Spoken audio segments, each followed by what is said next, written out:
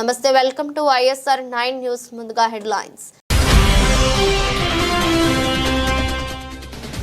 Sunitha Williams ను భూమికి తీసుకొచ్చేందుకు ముమ్మర ప్రయత్నం. మస్క్ సాయం కోరిన డొనాల్డ్ ట్రంప్.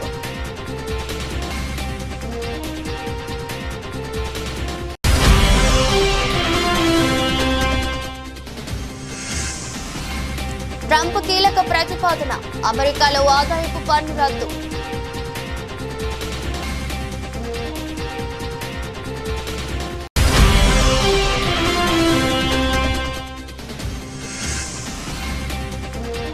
సెంచరీ కొట్టిన ఇస్రో, నింగిలోకి దూసుకెళ్లిన GSLV F-15.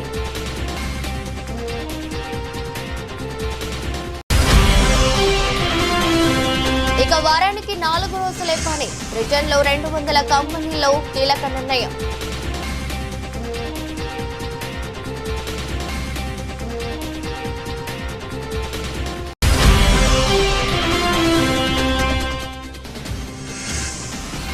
ప్రయాగ్రాజ్ ఘటన చాలా బాధాకరమైంది. ఆవేదన వ్యక్తం చేసిన ప్రధాని మోదీ.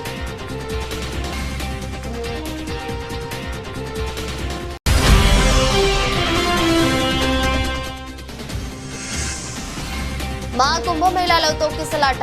అఖాడా పరిషత్ కమిటీ కీలక నిర్ణయం.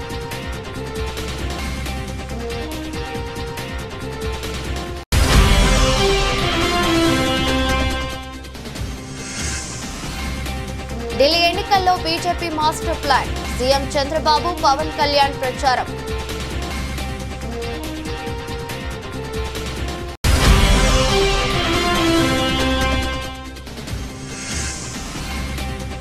పెద్దిరెడ్డి భూ ఆక్రమణలపై ఏపీ ప్రభుత్వం సీరియస్. విచారణకు పవన్ కళ్యాణ్ ఆదేశాలు.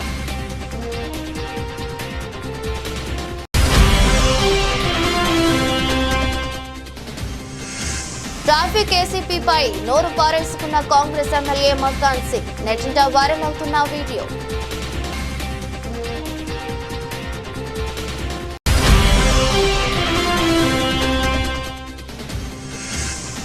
రాజ్కోట్లో ఓడిన భారత్. 26 పరుగుల తేడాతో ఇంగ్లాండ్ విజయం.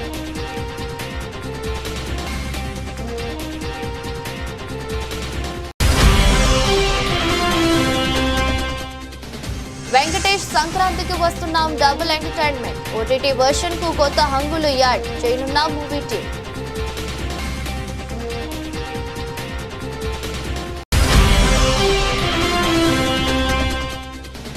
భారీ లాభాల్లో స్టాక్ మార్కెట్లు. బ్యాంకింగ్, ఫైనాన్స్ స్టాక్స్ మద్దతుతో పైకి దూసుకుపోతున్న సూచీలు.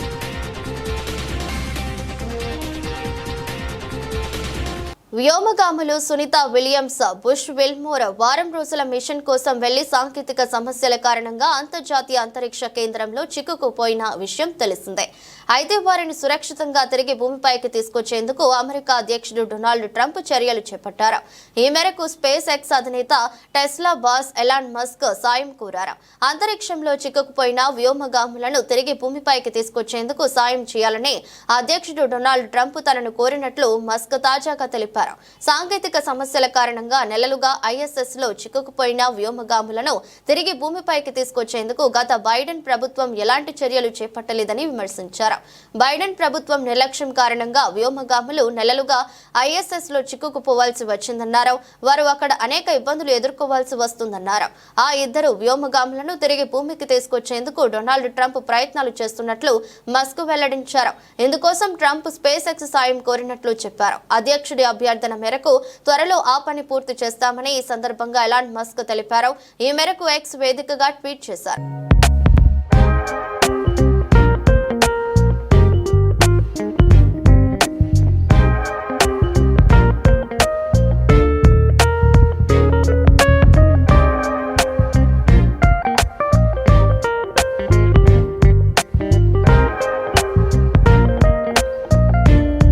అమెరికా అధ్యక్షుడు డొనాల్డ్ ట్రంప్ ప్రజల నుంచి వసూలు చేస్తున్న ఆదాయపు పన్నును రద్దు చేయాలని సోమవారం ప్రతిపాదించారు. ఐటీ రద్దు చేస్తే అది వ్యక్తులకు, కుటుంబాలకు ఖర్చు చేయగల ఆదాయాన్ని పెంచుతుందని ఆయన భావిస్తున్నారు. ఇది పాత అమెరికన్ పద్ధతులను తిరిగి తేవడమే కాక దేశ సంపద పెరుగుతుందని, అమెరికాను సుసంపన్న దేశంగా చేస్తుందని, మునుపెన్నడూ లేనంత పటిష్టవంతం అవుతుందని ఆయన పేర్కొన్నారు. అయితే ఆదాయపు పన్ను రద్దు ద్వారా వచ్చే లోటును దిగుమతుల సుంకాల ద్వారా భర్తీ చేయాలనుకుంటున్నట్లు చెప్పారు. మరోవైపు భారత్, చైనా, బ్రెజిల్ దేశాలపై అత్యధిక పన్నులు విధిస్తామని ట్రంప్ చెప్పారు. ఈ దేశాలను అత్యధిక సుంకాలు విధించే దేశాలుగా పేర్కొన్న ఆయన అమెరికాకు హాని కలిగించే దేశాలపై సుంకాలను తప్పక విధిస్తామని చెప్పుకొచ్చారు.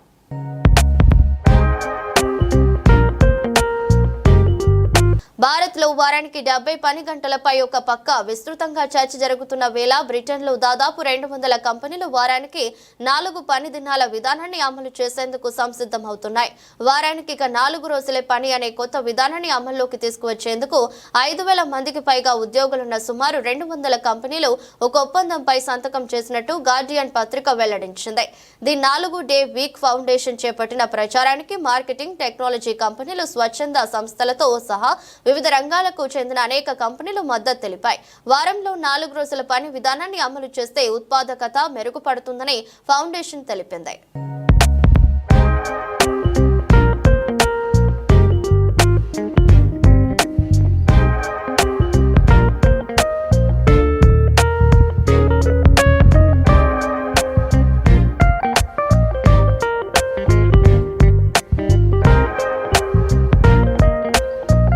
కుంభమేళాలో జరిగిన తొక్కిసలాట గురించి ప్రధాని మోదీ స్పందించారు. ఈ ఘటన తీవ్ర బాధను మిగిల్చిందన్నారు. తొక్కిసలాటలో ప్రాణాలు కోల్పోయిన కుటుంబాలకు ఆయన సంతాపం తెలిపారు. బాధిత కుటుంబాలకు స్థానిక ప్రభుత్వం అన్ని రకాల సహాయం చేస్తుందన్నారు. యూపీ ప్రభుత్వంతో తాను నిత్యం టచ్ లో ఉన్నట్లు ప్రధాని వెల్లడించారు. గాయపడిన వారు త్వరగా కోలుకోవాలని ప్రార్థిస్తున్నట్లు తెలిపారు. త్రివేణి సంగమం వద్ద ఇవాళ తెల్లవారుజామున జరిగిన తొక్కిసలాటలో సుమారు 14 మంది మృతి చెంది ఉంటారని భావిస్తున్నారు. 50 మందికి పైగా గాయపడ్డారు. గాయపడ్డ వారికి స్థానిక ఆసుపత్రుల్లో చికిత్స అందిస్తున్నారు. मैं महाकुंभ में जो दुखद हादसा हुआ है, उस हादसे में हमें कुछ पुण्यात्माओं को खोना पड़ा है. मैं प्रभावित परिवारों के प्रति संवेदना व्यक्त करता हूं. साथियों,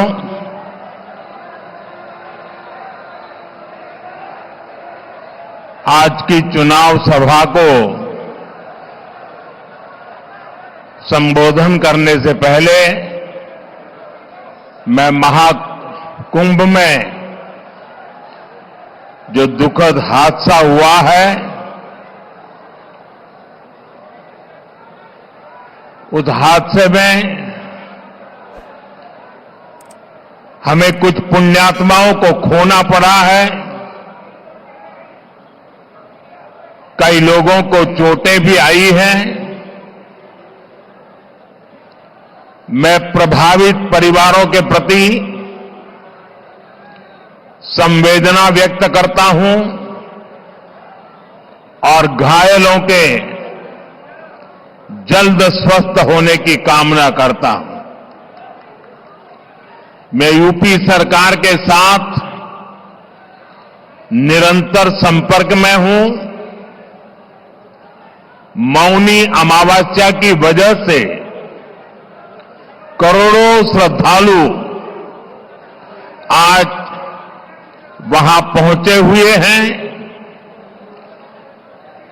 कुछ समय के लिए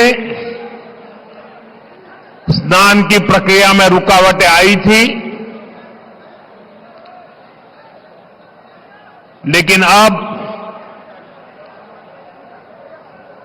कई घंटों से सुचारू रूप से यात्री स्नान कर रहे हैं. मैं फिर एक बार उन परिवारजनों के प्रति अपनी संवेदना व्यक्त करता हूं. साथियों, दिल्ली का एक क्षेत्र यमुना जी के तट पर बसा है और इस इलाके में तो बाबा श्यामगिरी भी विराजते हैं.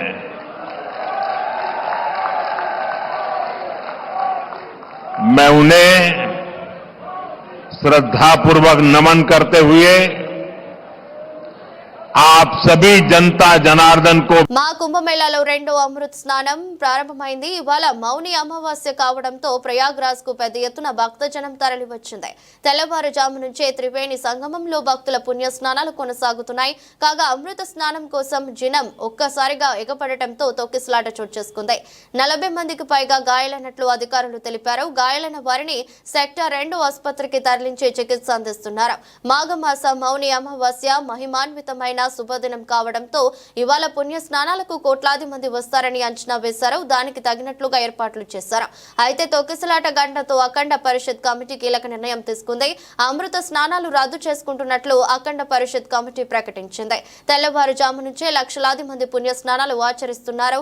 లక్షలాది భక్తులతో ప్రయాగ్రాజ్ పరిసరాలు నిండిపోయాయి. కాగా మౌని అమావాస్య కావడంతో ఇవాళ తెల్లవారుజామున 2:30 తర్వాత నుంచి భక్తుల్ని ఘాట్లోకి అనుమతి ఇచ్చారు. సెక్టార్ 2 ప్రాంతంలో చోట బారికేడ్ తీసినప్పుడు భక్తులు ఒక్కసారిగా ముందుకు తోసుకొచ్చారు. ఆ సమయంలోనే తొక్కిసలాట చోటు చేసుకుందని, గాయపడ్డ వారిని వెంటనే ఆసుపత్రులకు తరలించినట్లు అధికారులు తెలిపారు. కాగా ఈ విషయం తెలిసిన వెంటనే యూపీ సీఎం యోగితో ప్రధాని మోదీ మాట్లాడారు. అత్యవసరంగా చేపట్టాల్సిన సహాయ చర్యలపై సమీక్ష చేశారు. ఎలాంటి పొరపాట్లు జరగకుండా పకడ్బందీగా చర్యలు తీసుకోవాలని సూచించారు.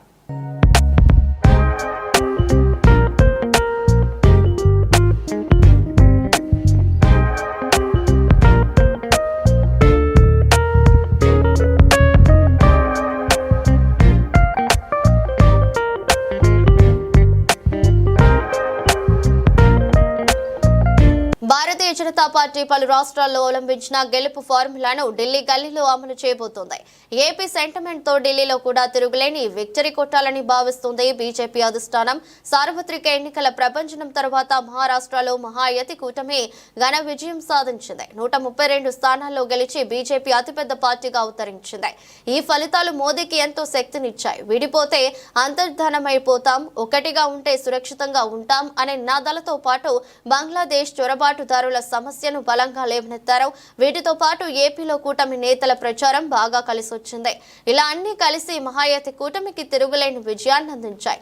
ఎన్డీఏ సంఖ్య బలంలో కీలకంగా టీడీపీ, జనసేన వేర్వేరు రాష్ట్రాల్లో ఎన్డీఏ గెలుపు కోసం తమ వంతు పాత్రను పోషిస్తున్నాయి. మరాఠ్వాడ, విదర్భ, పశ్చిమ మహారాష్ట్ర ప్రాంతాల్లో జనసేన అధినేత పవన్ కళ్యాణ్ తో బీజేపీ అధిష్టానం ప్రచారం చేయించింది. మొత్తం 5 బహిరంగ సభలు, 2 రోడ్ షోలకి ప్లాన్ చేసింది. తెలుగు వాళ్ళు ఎక్కువగా ఉండే ఈ ప్రాంతాల్లో పవన్ తో ప్రచారం చేయించి ఓట్లను రాబట్టుకోవడంలో సక్సెస్ అయింది. సీఎం చంద్రబాబు ప్రచారానికి వెళ్లాల్సి ఉన్న ఆఖరి నిమిషంలో మహారాష్ట్ర పర్యటన రద్దయింది. ఢిల్లీలో ఆఫ్ వరుసగా 2 సార్లు అధికారాన్ని చేజిక్కించుకుంది. ముచ్చటగా 3వ విక్టరీ కొట్టాలని ఉవ్విళ్లూరుతోంది. అటు బీజేపీ మాత్రం ఆప్ విజయాలకు బ్రేక్ వేసి హస్తినాలో కాషాయి జెండా ఎగరేయాలని కంకణం కట్టుకుంది. ఈ క్రమంలోనే తమ పార్టీ అభ్యర్థుల మద్దతు కోసం మిత్రపక్షాలను రంగంలోకి దింపాలని భావిస్తుంది.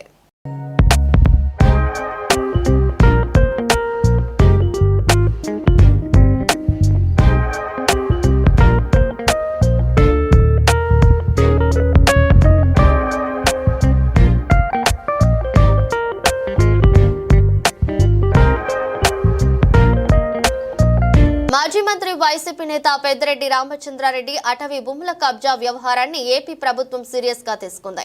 భూ ఆక్రమణలపై విచారణకు ఏపీ డిప్యూటీ సీఎం అటవీ శాఖ మంత్రి పవన్ కళ్యాణ్ ఆదేశాలు జారీ చేశారు. చిత్తూరు జిల్లా పులిచెర్ల మండలం మంగళంపేట రెవెన్యూ గ్రామ పరిధిలోని 75 ఎకరాల అటవీ భూములను పెద్దిరెడ్డి కుటుంబం ఆక్రమించిందని కొద్ది రోజులుగా ఆరోపణలు వస్తున్నాయి. ఈ నేపథ్యంలో అటవీ శాఖ అధికారులతో పవన్ కళ్యాణ్ బుధవారం నాడు సమావేశమయ్యారు. అటవీ భూముల ఆక్రమణలు, అడవుల ధ్వంసంపై విచారణకు పవన్ కళ్యాణ్ ఆదేశించారు. దీనిపై విచారించి నివేదిక ఇవ్వాలని పీసీపీఎఫ్ కు సూచించారు. ఇదిలా ఉంటే పెద్దిరెడ్డి భూ ఆక్రమణలపై ఇప్పటికే రెవెన్యూ అధికారులు నివేదికలను సిద్ధం చేశారు. 75 ఎకరాల అటవీ భూములను అక్రమంగా పెద్దిరెడ్డి కుటుంబం పరిధిలో చేర్చడంపై ముఖ్యమంత్రి చంద్రబాబు నాయుడుకి ప్రాథమిక నివేదికను అందజేశారు. పుంగనూరు, తంబలపల్లి, రేణిగుంట మండలాల్లో రికార్డులు తారుమారు చేసి బినామీ పేర్లతో 100 ఎకరాలను ఆక్రమించినట్టుగా ఆరోపణలు కూడా ఉన్నాయి. వీటన్నిటిపై రెవెన్యూ శాఖ అధికారులతో కాసేపట్లో సీఎం చంద్రబాబు సమీక్ష సమావేశం నిర్వహించనున్నారు. పెద్దిరెడ్డి భూమాఫియాపై తీసుకోవాల్సిన చర్యలపై ఈ సమావేశంలో చర్చించే అవకాశం ఉంది.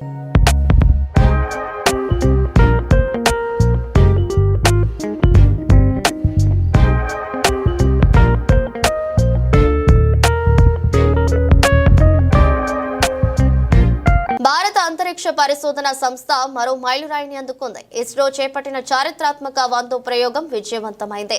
శ్రీహరికోటలోని షార్ నుంచి కొత్త రకం నావిగేషన్ ఉపగ్రహాన్ని GSLV-F-15 రాకెట్ ద్వారా ప్రయోగించారు. సుమారు 2250 కిలోల బరువున్న NVS-2 ఉపగ్రహాన్ని అది విజయవంతంగా కక్షలోకి ప్రవేశపెట్టింది. ప్రయోగం విజయవంతం కావడంతో ఇస్రో శాస్త్రవేత్తలు సంబరాల్లో మునిగి తేలారు. ఇస్రో చైర్మన్ గా నారాయణన్ కు ఇదే మొదటి ప్రయోగం కావడంతో ఆయనే స్వయంగా అన్ని ప్రక్రియలను పర్యవేక్షించారు. 27 గంటల కౌంట్ డౌన్ అనంతరం శ్రీహరికోటలోని షార్ నుంచి బుధవారం తెల్లవారుజామున 6.23 గంటలకు GSLV-F-15 రాకెట్ ను ప్రయోగించారు. ఈ రాకెట్ NVS-2 ఉపగ్రహాన్ని తీసుకుని నింగిలోకి దూసుకెళ్లింది. కొద్ది నిమిషాలకి ఉపగ్రహం విజయవంతంగా కక్షలోకి ప్రవేశించింది. 100వ ప్రయోగం విజయవంతం కావడం పట్ల ఇస్రో శాస్త్రవేత్తలకు చైర్మన్ నారాయణన్ శుభాకాంక్షలు తెలిపారు. నావిగేషన్ శాటిలైట్ ను నిర్ణీత కక్షలో ప్రవేశపెట్టినట్లు తెలిపారు. ఈ ఏడాది చేపట్టిన తొలి ప్రయోగం విజయవంతమైందని, ఈ 100వ ప్రయోగం ఇస్రో చరిత్రలో మైలురాయిగా నిలుస్తుందని అన్నారు. NVS-2 ఉపగ్రహం ఇస్రో శాస్త్రవేత్తలు అభివృద్ధి చేసిన స్వదేశీ నావిగేషన్ ఉపగ్రహ వ్యవస్థ. దీని బరువు 2250 కిలోలు ఉంటుంది. ఇది కొత్తరం నావిగేషన్ ఉపగ్రహాల్లో రెండోది. ప్రయోగం విజయవంతం తర్వాత ఇస్రో చైర్మన్ నారాయణన్ మాట్లాడుతూ NVS-2 ఉపగ్రహం 10 ఏళ్ల పాటు సేవలు అందిస్తుందని చెప్పుకొచ్చారు. ఇదిలా ఉంటే ఇస్రో ఆధ్వర్యంలో 1979లో అబ్దుల్ కలాం నేతృత్వంలోని తొలి లాంచ్ వెహికల్ ప్రయోగం జరిగింది. ఇప్పటి వరకు ఇస్రో చరిత్రలో 100 ప్రయోగాల్లో 548 శాటిలైట్లను కక్షలోకి పంపామని పేర్కొన్నారు. ఇస్రో 100వ ప్రయోగం విజయవంతం సందర్భంగా కేంద్ర మంత్రి జితేంద్ర సింగ్ ఇస్రో శాస్త్రవేత్తలకు అభినందనలు తెలిపారు.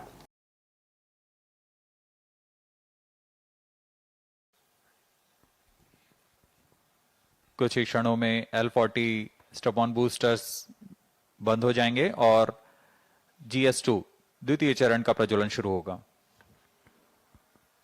L40 stages thrust cutoff, second stage ignited, first stage separated, interstage separated, closed loop guidance initiated. Current altitude is 81 kilometers. We are 169 seconds into the flight. Second stage performance normal. जी हाँ, जैसा आपने सुना, प्रथम चरण के कार्यकाल के पश्चात उसे यान से पृथक कर दिया गया है तथा द्वितीय चरण जो कि तरल नोदक पर आधारित चरण है, इसका प्रज्वलन शुरू हो चुका है. यह लगभग 141 सेकंड का प्रज्वलन काल है. इस दौरान यह लगभग 846 किलोन्यूटन का प्रणोद उत्पन्न कर रहा है. Also known as the GL40HT, the second stage operates on UH-25NN204. High thrust Vikas engine develops 846 performance kilonewton normal. thrust in vacuum. Burn time of GS2 for the present mission is 141 seconds. Shar and Port Blair stations currently tracking.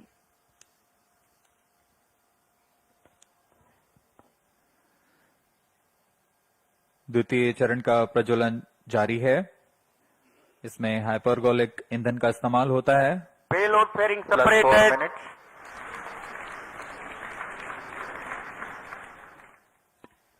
Shielding of the spacecraft from atmosphere is no longer necessary. The current altitude is more than Second 100 stage kilometers. performance The normal. payload fairing has been separated. Shar and Port Blair ground stations continue to track. पूर्व निर्धारित तरीके से 115 kilometre की ऊंचाई प्राप्त कर लेने के पश्चात తెలంగాణలో కాంగ్రెస్ పాలనలో ముఖ్యమంత్రి రేవంత్ రెడ్డి రాజ్యం నడుస్తుంది. ఇందుకు పెద్దపల్లి జిల్లాలో మంగళవారం జరిగిన ఘటన నిదర్శనంగా నిలుస్తుంది. రాష్ట్రాల పునర్వ్యవస్థీకరణ బిల్లులో భాగంగా తెలంగాణకు భారత ప్రభుత్వం 2400 మెగావాట్ల విద్యుత్ ప్రాజెక్టుకు శ్రీకారం చుట్టింది. ఇందులో భాగంగా మొదటి విడతలో 800 మెగావాట్ల విద్యుత్ ఉత్పత్తి కేంద్రాన్ని ప్రారంభించగా మరో 800 మెగావాట్ల విద్యుత్ ఉత్పత్తి కోసం ప్రాజెక్టును నిర్మించనుంది. ఇందులో భాగంగా Telangana super thermal power project phase 2 పర్యావరణ ప్రజాభిప్రాయ సేకరణ కార్యక్రమాన్ని మంగళవారం పెద్దపల్లి జిల్లా రామగుండంలోని జ్యోతినగర్ జిల్లా పరిషత్ ఉన్నత పాఠశాల ఆవరణలో నిర్వహించారు. ఈ పర్యావరణ ప్రజాభిప్రాయ సేకరణకు దాదాపుగా 800 మంది వరకు పోలీసులను మోహరించారు. పెద్ద ఎత్తున పోలీసు పహారా నడుమ ప్రజాభిప్రాయ సేకరణను పూర్తి చేయగా కార్యక్రమం ప్రారంభానికి ముందే రామగుండం మాజీ ఎమ్మెల్యే కోరుకంటి చందర్ను అరెస్ట్ చేసి మంచిర్యాల జిల్లా జైపూర్ పోలీస్ స్టేషన్ కు తరలించగా బీఆర్ఎస్ పార్టీకి చెందిన 100 మంది నాయకులు కార్యకర్తలను ఎక్కడికక్కడ అరెస్టులు హౌస్ అరెస్టులు చేశారు. అయితే ఇదే కార్యక్రమంలో పాల్గొనేందుకు వచ్చిన రామగుండం ఎమ్మెల్యే పెద్దపల్లి జిల్లా కాంగ్రెస్ పార్టీ అధ్యక్షుడు మక్కాన్ సింగ్ రాజ్ ఠాకూర్ తో పాటుగా ఆయన అనుచరులు పోలీసులపై తిరుగుబడ్డారు.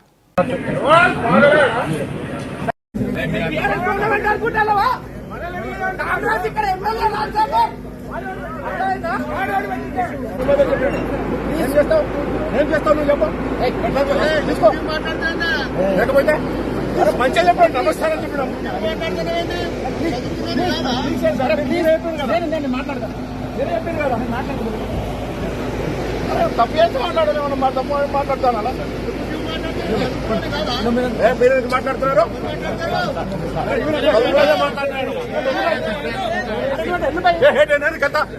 ఎందుకంత మాట్లాడుతున్నా మాట్లాడి చెప్పండి.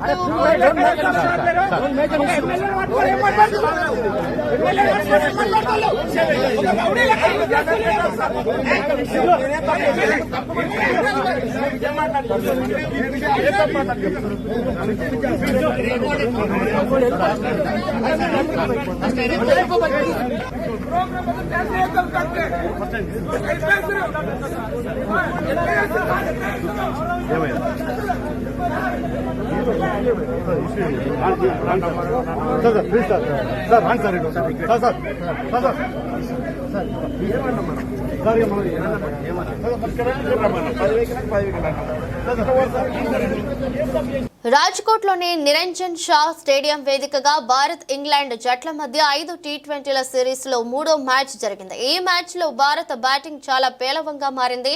దీని కారణంగా ఇంగ్లాండ్ జట్టు సిరీస్ లో పునరాగమనం చేయడంతో విజయవంతమైంది. సిరీస్ లో తొలి 2 మ్యాచ్ల్లో ఇంగ్లాండ్ ఓటమి చవి చూడాల్సి వచ్చింది. అయితే రాజ్కోట్ లో విజయం సాధించి సిరీస్ ను 1-2కు చేర్చింది. ఈ మ్యాచ్ లో ఇంగ్లాండ్ చాలా పొదుపుగా బౌలింగ్ కనిపించింది. భారత బ్యాట్స్మెన్ పరుగులు చేసేందుకు ఎంతో కష్టపడ్డారు. ఈ మ్యాచ్ లో టాస్ గెలిచిన టీమిండియా ముందుగా బౌలింగ్ ఎంచుకుంది. అలాంటి పరిస్థితుల్లో ఇంగ్లాండ్ జట్టు తొలుత బ్యాటింగ్ కు దిగింది. దీంతో ఈ మ్యాచ్ లో భారీ స్కోరును నమోదు చేసింది. ఈ మ్యాచ్ లో ఓపెనర్ బెన్ డకెట్ తన జట్టుకు అతిపెద్ద ఇన్నింగ్స్ ఆడాడు. అతను 28 బంతుల్లో 7 ఫోర్లు 2 సిక్సర్లతో 51 పరుగులు చేశాడు. లియామ్ లివింగ్స్టన్ కూడా 24 బంతుల్లో 43 పరుగులతో తుఫాను ఇన్నింగ్స్ ఆడాడు. ఈ సమయంలో లియామ్ లివింగ్స్టన్ 1 ఫోర్ 5 సిక్సర్లు బాదాడు. అదే సమయంలో ఆదిల్ రషీద్ మార్క్ ఫుడ్ కూడా 10 పరుగులతో కీలక సహకారాన్ని అందించారు.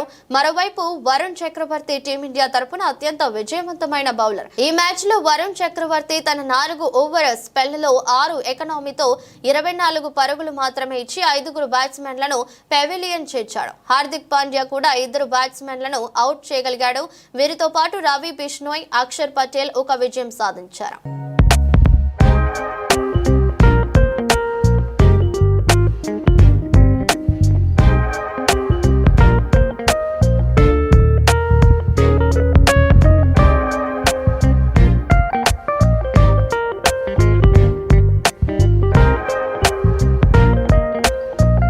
వెంకటేష్ కథానాయకుడిగా నటించిన ఫ్యామిలీ ఎంటర్టైనర్ చిత్రం సంక్రాంతికి వస్తున్నాం.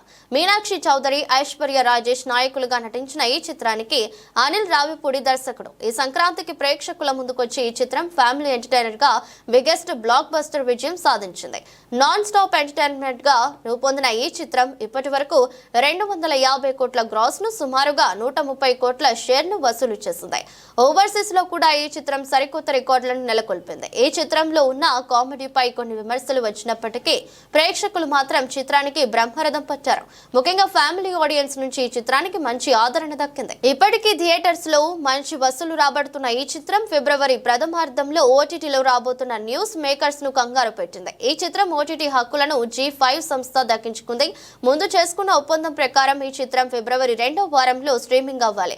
కానీ సినిమాకు వస్తున్న అనూహ్య స్పందనను దృష్టిలో పెట్టుకుని ఓటీటీ స్ట్రీమింగ్ డేట్ ను మార్చామని నిర్మాతలు రిక్వెస్ట్ చేస్తున్నారు. తమ రిక్వెస్ట్ ను యాక్సెప్ట్ చేస్తే ఓటీటీ సంస్థకు దర్శకుడు అనిల్ రావిపూడి ఓ బంపర్ ఆఫర్ ను ఇచ్చాడు. మార్చిలో సంక్రాంతికి వస్తున్నాంను స్ట్రీమింగ్ చేయడానికి ఒప్పుకుంటే మొదట్లో నిడివి కారణంగా తొలగించిన సన్నివేశాలను ఓటీటీ వెర్షన్ కు అదనంగా చిత్రానికి మరో 10 నిమిషాల ఎంటర్టైన్మెంట్ సన్నివేశాలను యాడ్ చేస్తామని చెప్పారని సమాచారం. దీనిపై ఓటీటీ సంస్థ నిర్ణయం మాత్రం పెండింగ్ లో ఉంది. సినిమాలో హిలేరియస్ కామెడీని పండించిన బాలనటుడు బొలిరాజు సన్నివేశాలు కూడా ఈ అదనపు 10 నిమిషాల నిడివిలో ఉంటాయని అన్నారు. ఇంకేముంది, సంక్రాంతికి వస్తున్నాం ఓటీటీ వెర్షన్ మరింత వినోదం అందించడానికి రెడీ అవుతుంది.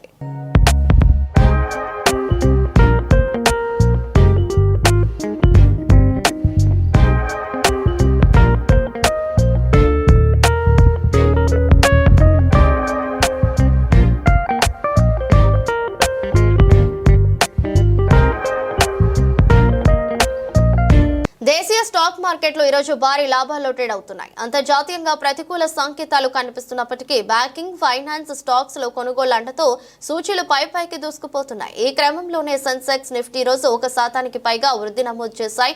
బీఎస్సీ సెన్సెక్స్ ప్రస్తుతం 845 పాయింట్లు పెరిగి 76,211 వద్ద ట్రేడ్ అవుతుంది.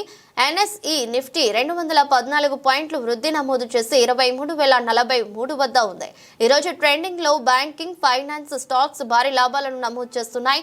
యాక్సిస్ బ్యాంక్, హెచ్డిఎఫ్సి బ్యాంక్ షేర్లు 3% పైగా వృద్ధి నమోదు చేశాయి. ICICI bank, Bajaj finance stocks 2% పైగా పెరిగాయి. ఇండస్ఇండ్ బ్యాంక్, బజాజ్ ఫిన్సర్వ్ షేర్లు 1% పైగా వృద్ధి చెందాయి. మరోవైపు రియాలిటీ స్టాక్స్ ను కొనుగోలు చేసేందుకు కూడా ఇన్వెస్టర్లు ఆసక్తి కనబరుస్తున్నారు. దీంతో నిఫ్టీ రియాలిటీ సూచి 2% పైగా వృద్ధి చెందింది. గోద్రేజ్ ప్రాపర్టీస్ షేర్లు 4% పైగా పెరిగాయి. శోభా లిమిటెడ్ షేర్లు 3.7%, మ్యాక్రోటెక్ డెవలపర్స్ షేర్లు 3%, డిఎల్ఎఫ్ షేర్లు 2.7%, ప్రెస్టీజ్ ఎస్టేట్స్, ఫియోనిక్స్ మిల్స్ షేర్లు 1% పైగా పెరిగాయి. బ్యాంకింగ్ వ్యవస్థలో లిక్విడిటీ పెంచేందుకు 1.5 లక్షల కోట్లు ఇవ్వనున్నట్లు ఆర్బీఐ చేసిన ప్రకటన ఈ సెక్టర్ స్టాక్స్ పై సానుకూల ప్రభావం చూపింది. దీంతో ప్రైవేటు బ్యాంక్ స్టాక్స్ ఈ రోజు పాజిటివ్ గా ర్యాలీ చేస్తున్నాయి. SU banking stock union bank of India షేర్లు 5% పైగా వృద్ధి నమోదు చేశాయి. బ్యాంక్ ఆఫ్ ఇండియా షేర్లు కూడా దాదాపు 5% పెరిగాయి. ఇతర బ్యాంకింగ్, ఫైనాన్స్ స్టాక్స్ కూడా పాజిటివ్ గా ట్రేడ్ అవుతున్నాయి. దీంతో సూచీలు ర్యాలీ చేస్తున్నాయి.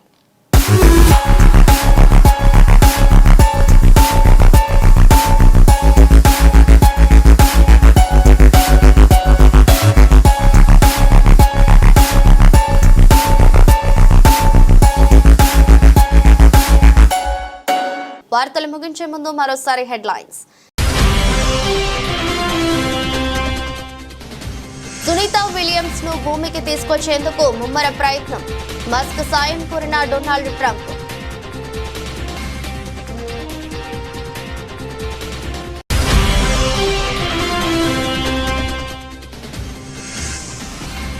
ట్రంప్ కీలక ప్రతిపాదన, అమెరికాలో ఆదాయపు పన్ను రద్దు.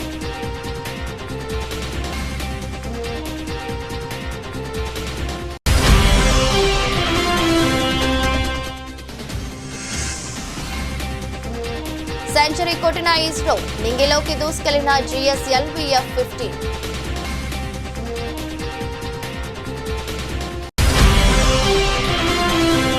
ఇక వారానికి 4 రోజులే పని, బ్రిటన్లో 200 కంపెనీల్లో కీలక నిర్ణయం.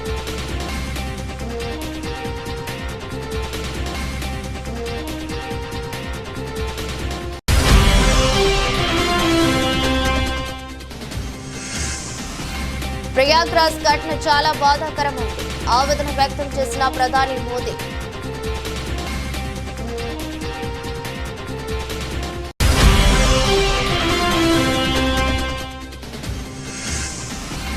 మా కుంభమేళాలో తొక్కిసలాట, అఖాడా పరిషత్ కమిటీ కీలక నిర్ణయం.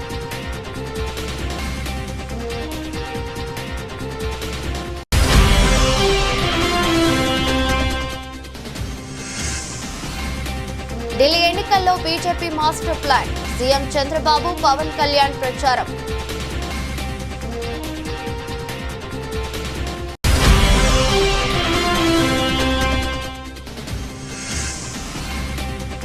పెద్దిరెడ్డి భూ ఆక్రమణలపై ఏపీ ప్రభుత్వం సీరియస్, విచారణకు పవన్ కళ్యాణ్ ఆదేశాలు.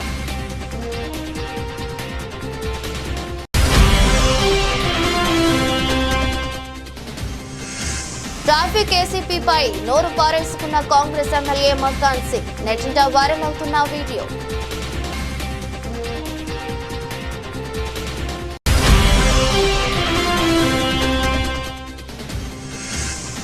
రాజ్కోట్లో ఓడిన భారత్ 26 పరుగుల తేడాతో ఇంగ్లాండ్ విజయం.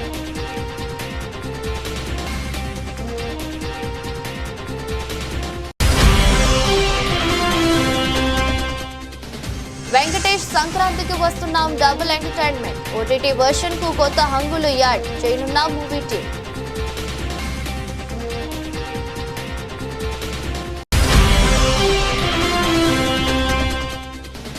భారీ లాభాల్లో స్టాక్ మార్కెట్లు, బ్యాంకింగ్, ఫైనాన్స్ స్టాక్స్ మద్దతుతో పైకి దూసుకుపోతున్న సూచీలు.